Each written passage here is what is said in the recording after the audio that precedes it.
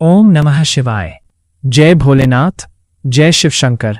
देवों के देव महादेव के प्रिय पावन महीने श्रावण की आप सभी को हार्दिक शुभकामनाएं।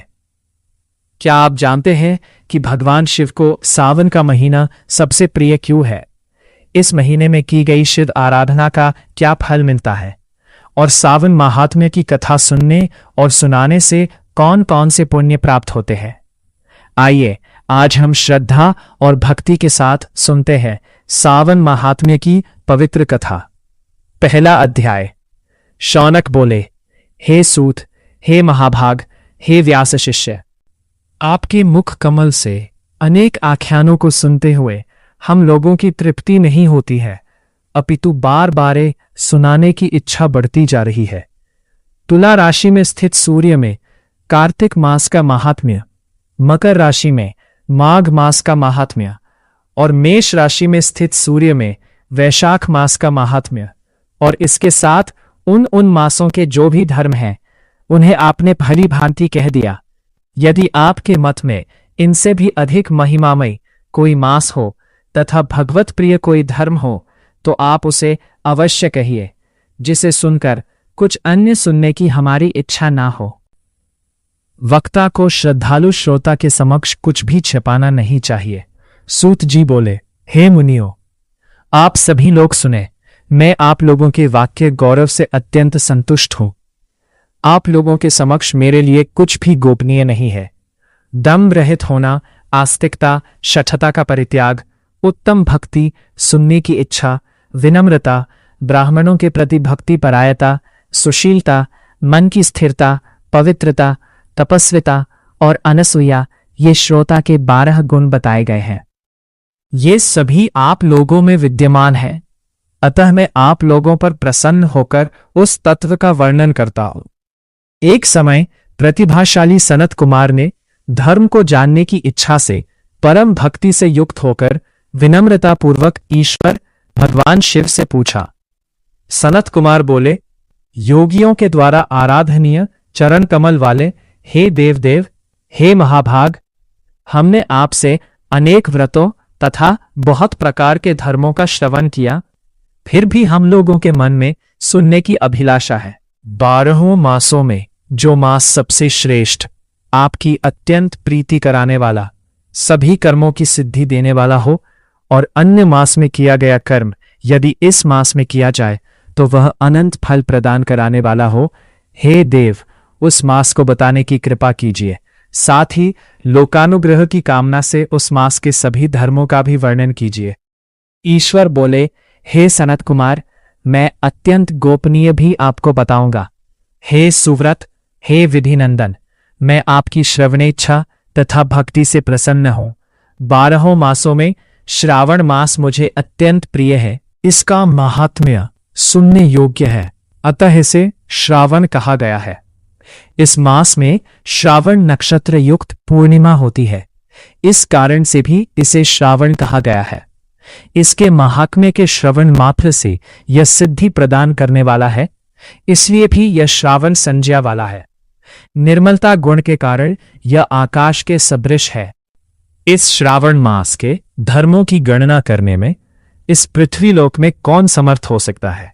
जिसके फल का संपूर्ण रूप से वर्णन करने के लिए ब्रह्मा जी 4 मुख वाले हुए, जिसके फल की महिमा को देखने के लिए इंद्र 1000 नेत्रों से युक्त हुए और जिसके फल को किकने के लिए शेषनाग 2000 जिह्वाओं से संपन्न हुए। अधिक कहने से क्या प्रयोजन? इसके महात्म्य को देखने और कहने में कोई भी समर्थ नहीं है। हे मुने, अन्य मास इसकी एक कला को भी नहीं प्राप्त होते हैं। यह सभी व्रतों तथा धर्मों से युक्त है। इस महीने में एक भी दिन ऐसा नहीं है जो व्रत से रहित दिखाई देता हो। इस माह में प्रायः सभी तिथियां व्रत युक्त है। इसके महात्म्य के संदर्भ में मैंने जो कहा है वह केवल प्रशंसा मात्र नहीं है। आर्तों, जिज्ञासुओं, भक्तों, अर्थ की कामना करने वाले, मोक्ष की अभिलाषा रखने वाले और अपने अपने अभीष्ट की आकांक्षा रखने वाले चारों प्रकार के लोगों, ब्रह्मचर्य, गृहस्थ, वानप्रस्थ, संन्यास आश्रम वाले को इस श्रावण मास में व्रतानुष्ठान करना चाहिए। सनत कुमार बोले, हे भन, हे सप्तम, आपने जो कहा कि इस मास में सभी दिन एवं तिथियां व्रत रहित नहीं है, तो आप उन्हें मुझे बताएं किस तिथि में और किस दिन में कौन सा व्रत होता है। उस व्रत का अधिकारी कौन है, उस व्रत का फल क्या है, किस किस ने उस व्रत को किया, उसके उद्यापन की विधि क्या है, प्रधान पूजन कहाँ हो और जागरण करने की क्या विधि है, उसका देवता कौन है, उस देवता की पूजा कहाँ होनी चाहिए, पूजन सामग्री क्या क्या होनी चाहिए और किस व्रत का कौन सा समय होना चाहिए। हे प्रभु, वह सब आप मुझे बताएं। रविवार, सोमवार, भोमवार, बुधवार, बृहस्पतिवार, शुक्रवार और शनिवार के दिन जो करना चाहिए, हे विभो, वह सब मुझे बताइए। आप सबके आदि में आविर्भूत हुए हैं, अतः आपको आदिदेव कहा गया है। जैसे एक की विधि बाधा से अन्य की विधि बाधा होती है, वैसे ही अन्य देवताओं के अल्प देवत्व के कारण आपको महादेव माना गया है। तीनों देवताओं के निवास स्थान पीपल वृक्ष में सबसे ऊपर आपकी स्थिति है। कल्याण रूप होने के कारण आप शिव हैं और पाप समूह को हरने के कारण आप हर हैं। आपके आदि देव होने में आपका शुक्ल वर्ण प्रमाण है, क्योंकि प्रकृति में शुक्ल वर्ण ही प्रधान है, अन्य वर्ण विकृत है। आप कर्पूर के समान गौर वर्ण के हैं, अतः आप आदि देव हैं। गणपति के अधिष्ठान रूप 4 दल वाले मूलाधार नामक चक्र से, ब्रह्मा जी के अधिष्ठान रूप 6 दल वाले स्वाधिष्ठान नामक चक्र से और विष्णु के अधिष्ठान रूप 10 दल वाले मणिपुर नामक चक्र से भी ऊपर आपके अधिष्ठित होने के कारण आप ब्रह्मा तथा विष्णु के ऊपर स्थित है। ये आपकी प्रधानता को व्यक्त करता है। एकमात्र आपकी ही पूजा से पंचायतन पूजा हो जाती है, जो कि दूसरे देवता की पूजा से किसी भी तरह संभव नहीं है। आप स्वयं शिव है। आपकी बाईं जांघ पर शक्ति स्वरूपा दुर्गा, दाहिनी जांघ पर गणपति, आपके नेत्र में सूर्य तथा हृदय में भक्तराज भगवान श्रीहरि विराजमान है। अन्य के ब्रह्मा रूप होने तथा रास के विष्णु रूप होने और आपके उसका भोगपा होने के कारण, हे ईशान, आपके श्रेष्ठत्व में किसे संदेह हो सकता है। सबको विरक्ति की शिक्षा देने हेतु आप श्मशान में तथा पर्वत पर निवास करते हैं। पुरुष सूक्त में उतामृतत्व शेषानो नोट, जो इस मंत्र के द्वारा प्रतिपादन के योग्य हैं, ऐसा महर्षियों ने कहा है।